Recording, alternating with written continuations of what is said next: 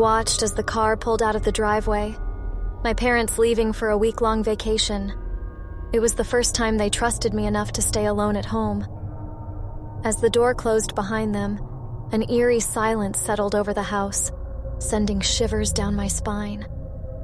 Nightfall came quickly, and with it, an unsettling darkness that seemed to consume everything in its path.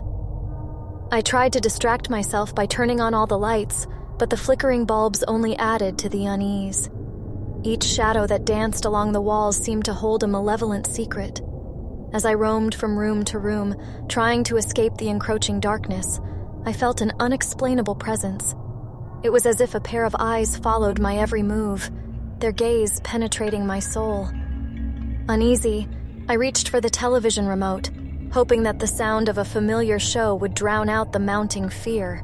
But then, in an instant, the power went out. I was plunged into complete darkness, my heart racing in my chest. Panic seized me as I fumbled through the darkness, desperately searching for a flashlight. Finally, my trembling hands found one, and with a flick of the switch, a small beam of light pierced the blackness. With the feeble light of the flashlight, I continued to explore the house, my footsteps echoing eerily through the empty rooms. It was then that I heard it, a soft whisper, barely audible but distinctly present. My breath caught in my throat as I strained to listen. Was it just my imagination? But the whisper persisted, growing louder, as if a chorus of unseen voices spoke from the darkest corners of the house. They murmured words I couldn't quite comprehend, their tone filled with anguish and despair. The air grew thick with their presence, suffocating me in a web of fear. I retreated to my bedroom, hoping to find solace within the familiar confines. Yet, as I entered, I could sense that something was wrong. The atmosphere was heavy, suffused with a palpable malevolence. The shadows seemed to writhe, as if they had a life of their own. The whispers followed me, becoming more insistent, as if beckoning me to uncover their secrets. I tried to block them out, to convince myself that it was all a figment of my imagination, but their haunting melody clawed at my mind, chipping away at my sanity. Determined to uncover the source of these whispers, I mustered the courage to face the unknown. I followed the sound, my flashlight illuminating the path before me. It led me to the basement, a foreboding place filled with cold, damp air and ancient secrets. As I descended the creaking stairs, the whispers grew louder, reverberating through the darkness. I reached the basement floor and scanned the surroundings, my heart pounding in my chest. That's when I noticed a faint glow emanating from a corner. I approached cautiously, my steps tentative. The glow intensified, revealing an old chest covered in dust and cobwebs. With trembling hands, I opened it, revealing a trove of forgotten relics, a worn-out diary, aged photographs, and a necklace adorned with a peculiar symbol. As I leafed through the diary's yellowed pages, the whispers intensified. The words on the paper seemed to come alive, written in a language unknown to me. They spoke of an ancient curse, a tragedy that had befallen this very house decades ago. The necklace, it seemed, was a key to unlock the past. Driven by curiosity and a desire to end the torment, I put on the necklace, feeling its weight against my chest. A surge of energy coursed through me, as if the spirits of the past were awakening. The whispers reached a crescendo, a cacophony of voices desperate to be heard. With newfound determination, I retraced my steps, guided by the voices, back to the heart of the house. As I reached the living room, the shadows coalesced into a swirling mass, morphing into the shape of a figure. I watched in awe and terror as the apparition materialized before me. A young girl, her eyes filled with sorrow. She spoke, her voice a melodic echo of the whispers that had haunted me. She revealed the tragic tale of her untimely demise, trapped in this house, yearning for release. With a trembling voice, I promised to help her find peace. With the final words of the incantation, the girl's form dissipated, the whispers fading into silence. The house grew still, and the darkness lifted, replaced by a newfound serenity. I had broken the curse, freeing the spirits trapped within these walls. As the first rays of dawn broke through the windows, I knew that the haunting was over. The house, once filled with dread, now carried a sense of calm. I had faced my fears, confronted the unknown, and emerged victorious. But deep within my heart, I knew that the memory of that night would forever haunt me, a reminder of the unseen forces that dwell within the shadows, waiting to be discovered by those brave enough to seek the truth. The house seemed strangely silent as my sister, Rachel, and I found ourselves alone for the weekend. Our parents had left for a trip, entrusting us with the responsibility of taking care of the house. Little did we know that our solitude would lead us down a dark and chilling path. As dusk settled, a sense of unease descended upon us.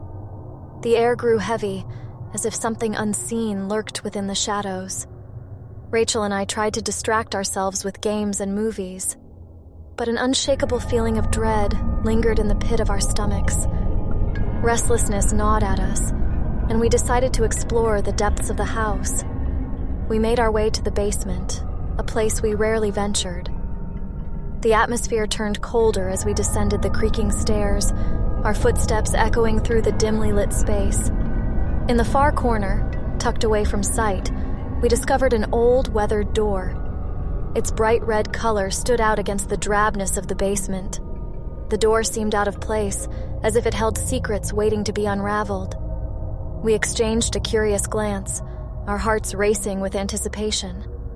Driven by curiosity, we stepped into the unknown, our footsteps echoing in the narrow passageway. The red glow intensified, casting haunting shadows upon the walls. The atmosphere grew charged, as if the very air pulsed with an ancient power. As we ventured deeper, whispers brushed against our ears, the words indistinct yet filled with an undeniable menace. They seemed to emanate from the walls themselves, their ghostly voices a symphony of eerie secrets. The hallway stretched before us, seemingly without end. We followed the crimson corridor, our breath quickening with each step. The walls seemed to shift and writhe, as if they were alive, guiding us further into the heart of the enigma. The air grew colder, and a foreboding sense of trepidation settled upon us. Finally, the corridor opened up into a small chamber, its walls adorned with ancient symbols and faded paintings.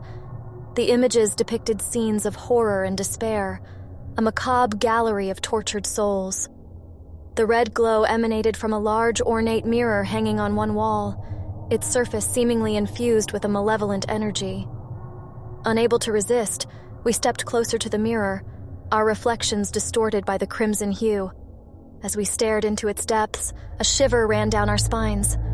The whispers grew louder, their voices intertwining in a cacophony of darkness, as if trying to communicate a sinister message. Without warning, the mirror shattered, shards of glass scattering across the chamber. A chilling gust of wind enveloped us, and the room transformed into a haunting tableau. Figures materialized from the shattered mirror, ghastly specters trapped between worlds, their eyes filled with an eternal torment.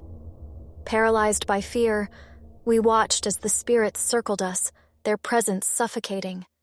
They reached out with ethereal hands, their touch like ice against our skin.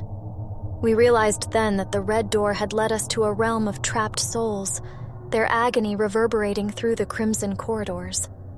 With trembling hands, I reached out and turned the tarnished doorknob. The door groaned in protest as it swung open, revealing a narrow corridor bathed in an eerie red glow. The air seemed to thicken with an unspoken presence, an otherworldly energy that sent chills down our spines. Driven by a surge of adrenaline, Rachel and I made a desperate bid for escape. We retraced our steps, the spirits of the trapped souls trailing behind us. Their whispers grew louder, filling the corridors with their anguished cries. We ran, the red glow casting an eerie light on our path. Finally, we burst through the basement door, gasping for breath. The moment the door closed behind us, the whispers ceased, replaced by an eerie silence. We stood in the safety of our home, but the echoes of that otherworldly encounter lingered within us. Days turned into weeks, and though the house returned to normalcy, Rachel and I knew that the red door remained, a gateway to an unholy realm. We vowed never to speak of it, hoping to bury the memory deep within our minds. But even as we tried to forget, a lingering unease settled upon us. We couldn't shake the feeling that the spirits we encountered still watched us from the other side, their spectral eyes never truly leaving our backs. Years passed, and the memory of the red door became a distant nightmare. Yet, whenever we caught a glimpse of the color red or heard whispers on the wind, we couldn't help but be reminded of the haunting we had endured. In the end, Rachel and I found solace in each other's presence. Our shared experience bonded us, a silent understanding that some secrets are better left buried, some doors better left unopened. And though we continue to live our lives, the scarlet secrets of that fateful encounter will forever dwell in the deepest recesses of our souls. Don't forget to subscribe for more nightmare-inducing stories.